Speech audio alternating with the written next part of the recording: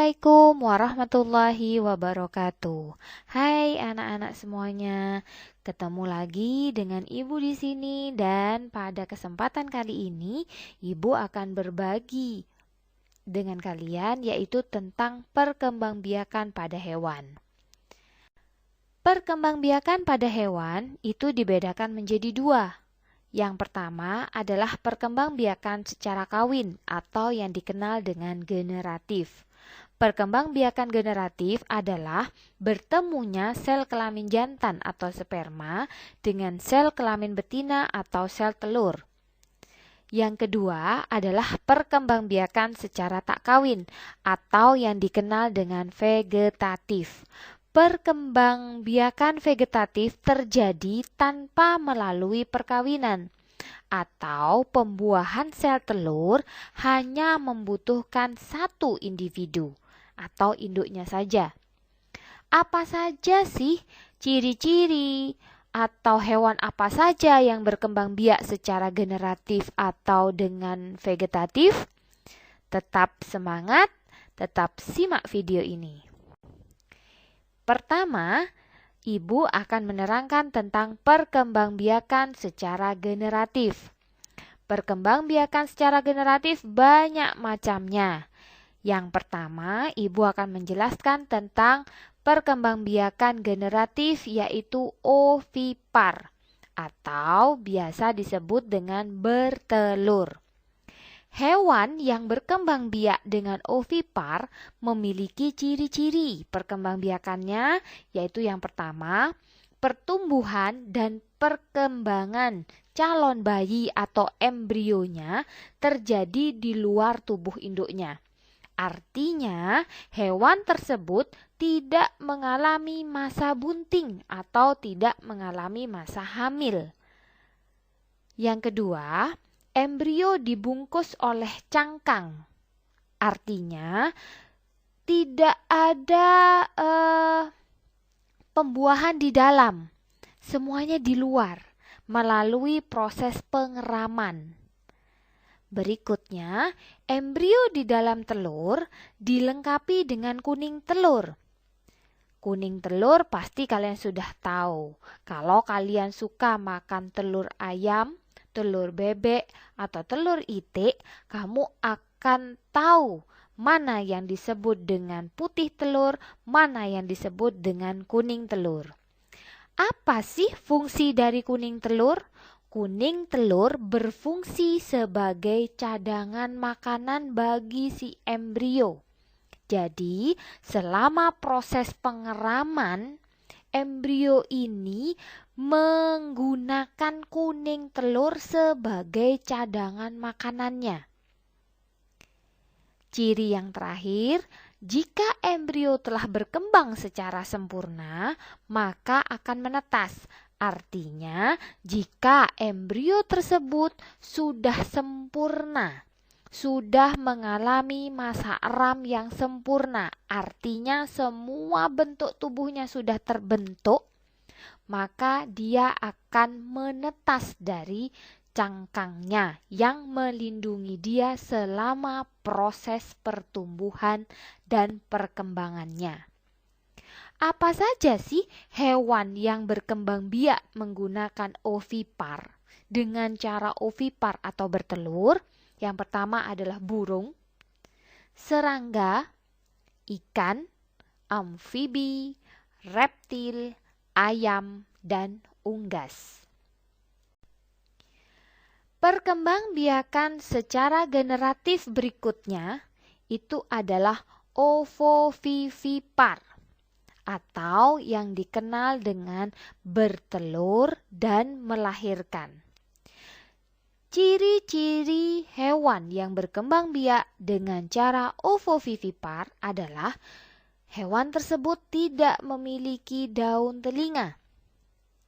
Kemudian, hewan tersebut tidak memiliki kelenjar susu dan tidak memiliki pori-pori tubuh, serta tubuhnya bersisik. kamu sudah tahu apa hewan tersebut. Sengaja memang ibu tidak menuliskan, karena kalian pasti sudah sangat jago untuk menentukan hewan yang berkembang biak dengan ovovivipar, yaitu jenis reptil seperti ular, buaya, kadal, dan teman-temannya. Nah, baik, Ibu lanjutkan. Kita akan belajar tentang perkembangbiakan secara generatif, yaitu vivipar atau yang dikenal dengan melahirkan, di mana pembuahannya terjadi di dalam tubuh induknya. Artinya, pertumbuhan dan perkembangan embrionya terjadi di dalam rahim. Ya, kalau sudah terjadi di dalam rahim, si induk ini akan mengalami masa bunting. Tentunya, masa bunting tersebut berbeda-beda pada setiap hewan. Jika embrio tersebut sudah berkembang secara sempurna di dalam rahim melalui yang namanya plasenta tersebut, maka si embrio akan mengalami lahir, si induk akan mengalami lahir. Ini yang disebut dengan vivipar. Nah, ciri-ciri hewannya seperti apa? Dia memiliki daun telinga tentunya.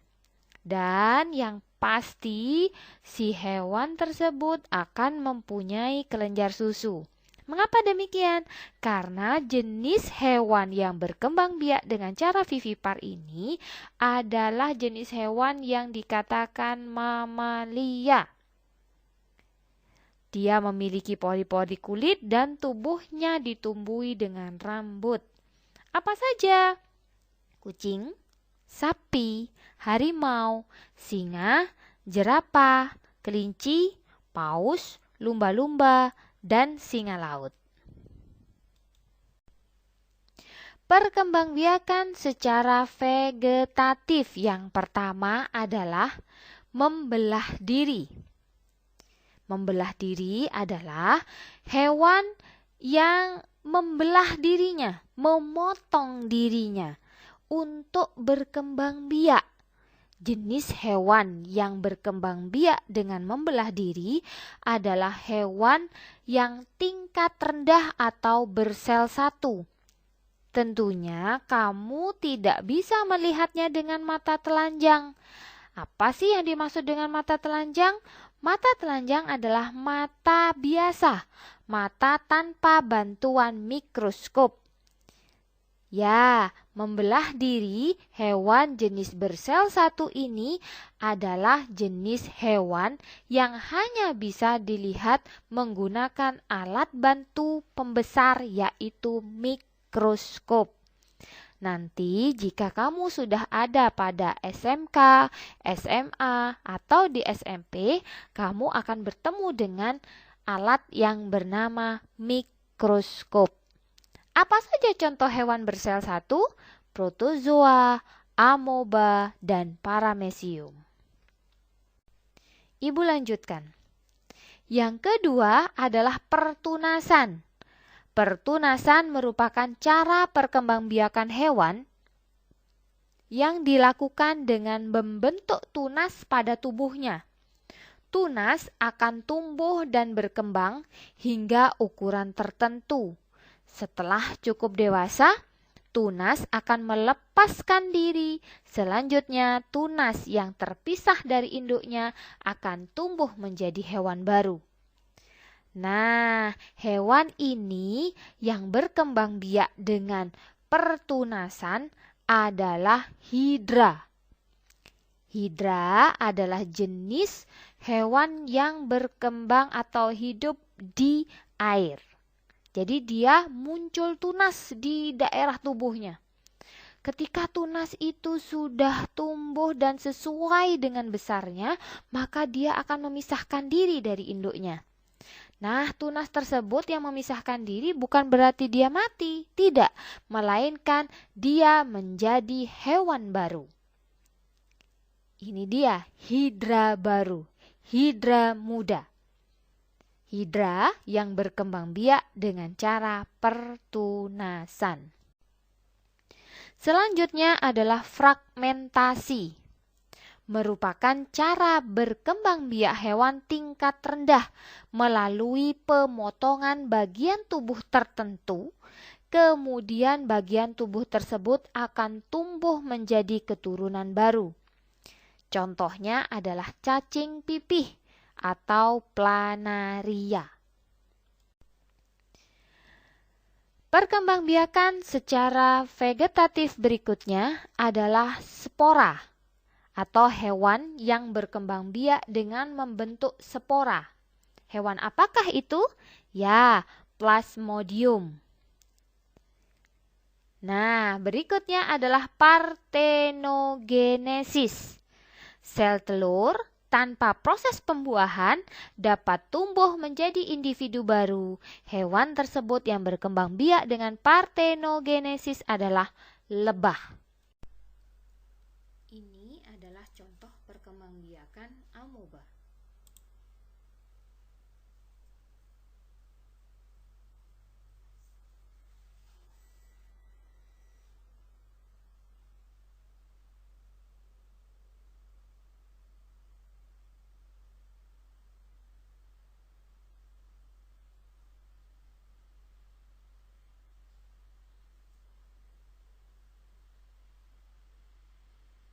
Oke, segitu aja pembelajaran hari ini. Sampai jumpa di pembelajaran berikutnya.